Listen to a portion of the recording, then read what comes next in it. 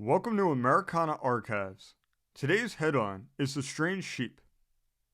It says, sometimes when work was over, the fishermen and woodsmen would gather together and talk about the gold that might be found, or the chests of money, or the booty and treasures that had been buried now so many years.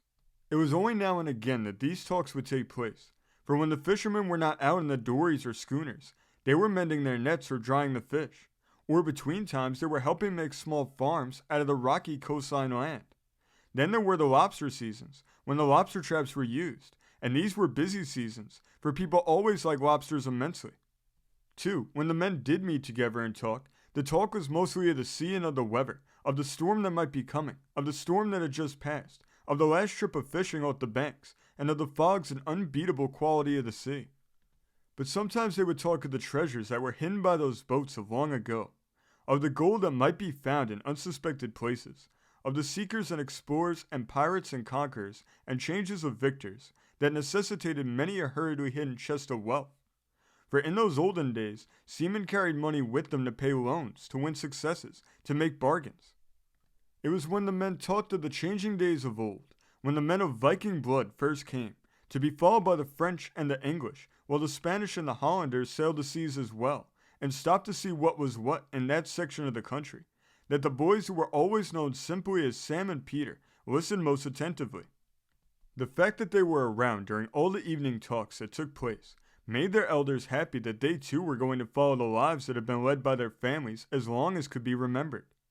And Sam and Peter had every intention of becoming seamen and living in the same cove as they now lived in, unless they moved a few miles away, when they came back from their voyages.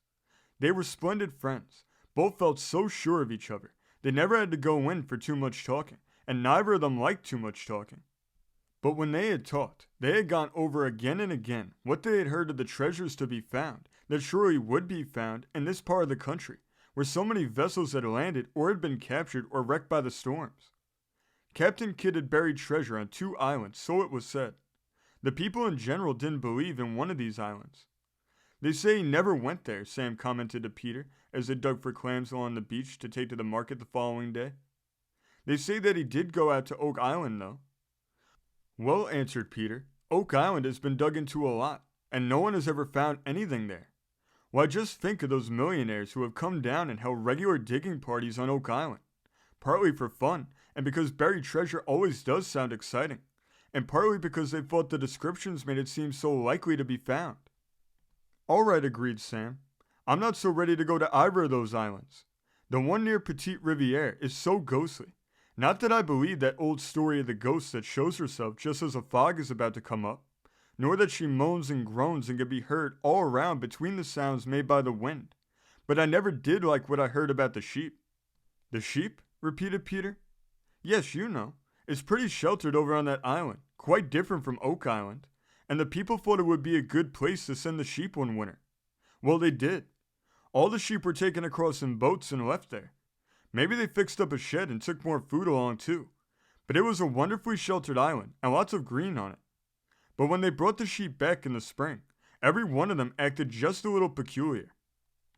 This story came from the great state of Nebraska, being reported in the Shelby Sun of July 14th, 1927. Thank you for joining us today. If you want to continue to uncover all of America's lost and forgotten history, then remember before you leave to hit the subscribe button, hit the notification bell, and remember to like and comment below. And we will see you next time on Americana Archives.